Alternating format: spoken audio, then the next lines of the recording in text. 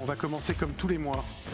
Vous savez que depuis la création de la Retail Tech, on a ce partenariat avec OpinionWay. C'est extrêmement important pour nous de prendre le pouls des clients, de vos clients, des consommateurs sur les thématiques que l'on travaille. Et donc ce mois-ci, sur l'innovation durable, on avait déjà fait ça en septembre dernier, il y a un an, donc vous allez voir quelques évolutions. Ce mois-ci, l'idée, c'était de se dire, OK, comment se positionnent les consommateurs entre les convictions qui sont fortes. On sait qu'en France, on est bien plus avancé, que le consommateur est bien plus engagé. Enfin, quand on va aux États-Unis, quand tu vas en Chine, c'est une catastrophe. Mais comment le consommateur va réussir à résoudre ce problème de pression sur le pouvoir d'achat de plus en plus forte, d'inflation, les chiffres sont sortis ce matin, on dit que ça baisse, mais on est encore à 11% sur septembre, c'est complètement dingue. Donc comment ils vont résoudre ça? Donc voilà, c'est les 3 questions du mois qu'on a posées, et je vous demande d'applaudir comme il se doit Frédéric Michaud.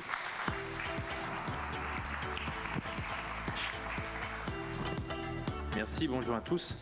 Avant d'entrer dans le détail de ces résultats qui sont effectivement assez surprenants, un rappel très bref de la méthodologie puisqu'elle est extrêmement classique. Nous avons interrogé l'échantillon national représentatif de 1000 personnes, méthode des quotas, interrogation par Internet il y a quelques jours à peine, du 20 au 21 septembre 2023. Je propose donc de passer sans plus attendre à la première question, qui était la suivante. Pour chacun des types de produits suivants, quel pourcentage seriez-vous prêt à payer en plus pour avoir des produits plus respectueux de l'environnement et socialement responsables? Dans le contexte que vient très bien de rappeler Mike, l'inflation occupe tous les esprits, exerce une contrainte extrêmement forte sur les comportements, on parle même de déconsommation. On observe tout de même que sur l'ensemble de ces produits que nous avons testés, qui sont les grandes catégories de produits, un tiers à près de la moitié des Français seraient prêts à payer plus. Donc on est dans un contexte qui est extrêmement contraint et pourtant on a tout de même entre 34 et 46% des Français qui seraient prêts à payer plus. Alors évidemment pas pour tous les produits et pas dans la même mesure. C'est d'abord en priorité 46% des Français qui seraient prêts à payer plus pour les produits alimentaires. Besoins de base, besoins prioritaires, les CSP+, alors là on recoupe des niveaux de revenus très classiques. Les CSP+, pourraient payer davantage que les catégories populaires, c'est tout de même 42% chez les employés et les ouvriers, donc c'est pas zéro. Même chez ces catégories-là, le fait de pouvoir acheter des produits plus respectueux de l'environnement, socialement responsables, ça exerce une attraction. C'est le cas également pour les vêtements, autres besoins prioritaires pour 45% des Français. Dans une moindre mesure, mais c'est quand même très élevé, 43% pour les produits électroménagers, 42% pour les produits électroniques. On sait que ce sont des produits dont les prix sont déjà très élevés, mais les Français pourraient encore payer plus pour ce type de produits. C'est le cas aussi pour les produits de beauté, 40%. Produits de jardinage, 39%, sport et loisirs, 38%, et puis même pour des produits un peu plus segmentés, les produits pour bébés et pour enfants, ou les produits pour animaux de compagnie. Alors dire qu'on est prêt à payer plus dans un sondage, c'est très bien, c'est facile, c'est du déclaratif. On sait qu'il y a toujours un décalage entre ce qu'on dit et puis la réalité des comportements. Donc on a voulu être un petit peu plus précis et demander aux Français quel pourcentage ils seraient prêts à payer en plus sur chacun de ces types de produits pour pouvoir bénéficier de produits plus respectueux de l'environnement et socialement responsables. Là aussi, vous le voyez, c'est très surprenant. En moyenne, les augmentations que seraient prêts à consentir les personnes qui acceptent le principe de payer davantage sont toutes supérieures à 5%. Donc c'est le signe vraiment que la préoccupation écologique, que la préoccupation sociale est extrêmement enracinée. Tout à l'heure a été rappelé la tension entre les contraintes économiques et puis les convictions fortes, les principes, les valeurs des consommateurs. Là, on en a l'illustration. C'est l'indice aussi que nous sommes sur un marché qui n'est donc pas uniquement déterminé par le critère prix, il y a aussi d'autres éléments de principes, de valeurs qui orientent la consommation des Français qui sont donc extrêmement puissants. Regardez, l'augmentation moyenne qu'on pourrait consentir pour les produits alimentaires, 12,4%. Dans le contexte actuel, c'est vraiment stupéfiant. Plus de 10% pour les produits pour animaux de compagnie, pour bébés et pour enfants, par exemple. Produits les plus bas, les augmentations les plus basses, c'est 8,4%. On ne parle pas de 1% ou 1,5%. On parle là de plus de 8% pour les équipements de sport, les produits électroménagers. C'est donc, je trouve, à la fois extrêmement contre-intuitif, et puis aussi très stimulant intellectuellement pour l'analyse du marché.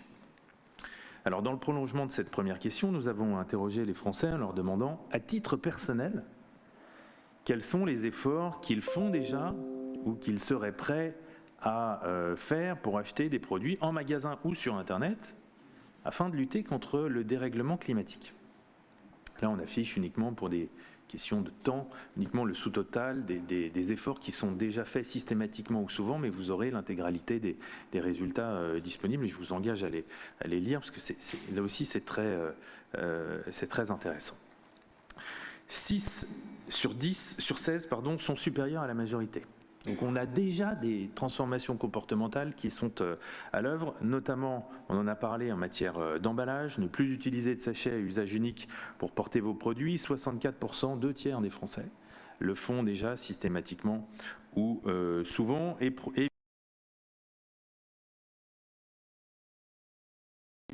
le font, et même venir avec son propre contenant, 41%. Acheter en vrac, c'est un petit peu plus bas, 24%, c'est en baisse aussi par rapport à ce qu'on observait l'année dernière, mais ça entre progressivement dans les mœurs. Donc d'abord, une grande catégorie autour de l'emballage.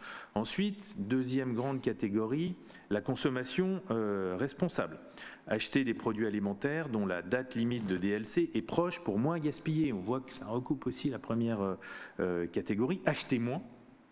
Acheter moins, c'est aussi acheter mieux pour les Français, pour 53% d'entre eux, notamment pour les femmes, 60%. Acheter des produits avec une certification écologique ou éthique pour 33% des Français, et puis aussi acheter des produits qui sont vendus par des marques engagées dans des pratiques durables ou éthiques. Ça, c'est vraiment la consommation comme acte militant.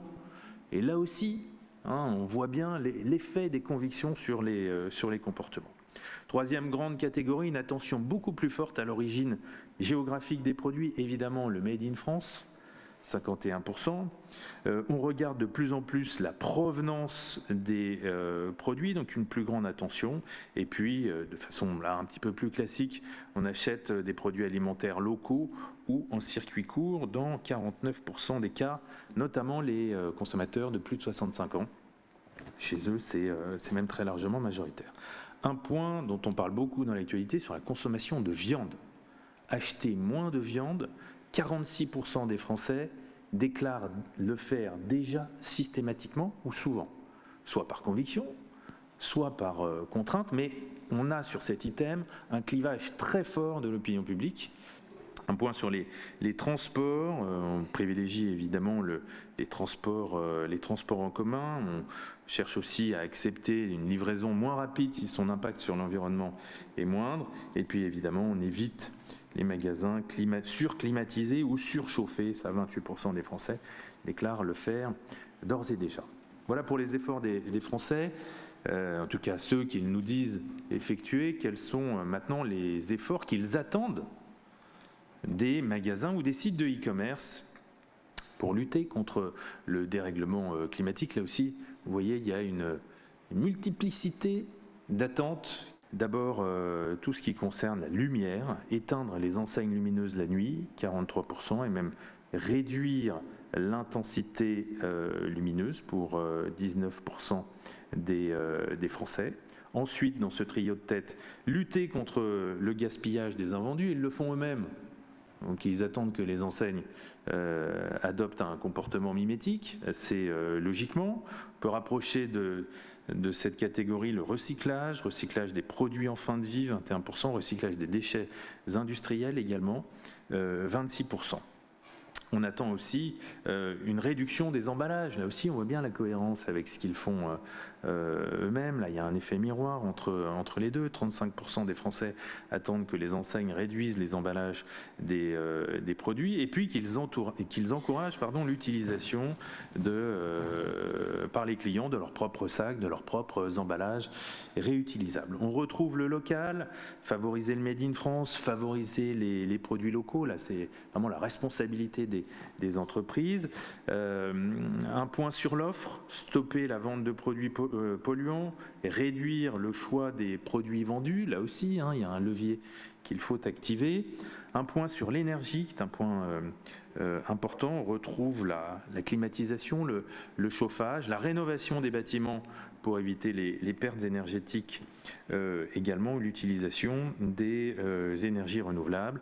Et puis enfin, on attend des enseignes qu'elles fassent attention à la pollution au sens large, donc la réduction du recours au transport aérien, et puis la réduction des émissions directes de CO2. Voilà ce qu'on pouvait dire pour les principaux enseignements de cette vague de rentrée. Merci beaucoup Frédéric. Merci à vous. Au mois prochain, si on a déjà hésité le mois prochain, ça va être dingue.